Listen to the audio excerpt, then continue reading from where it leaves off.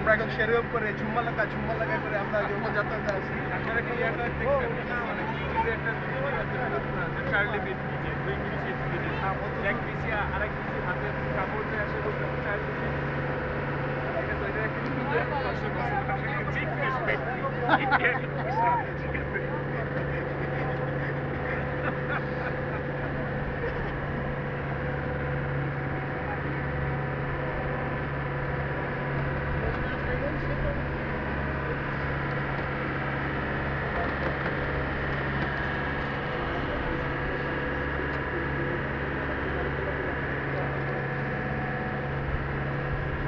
আমাদের এখানে হাসান মামা গন্তব্য যৌবন যাত্রা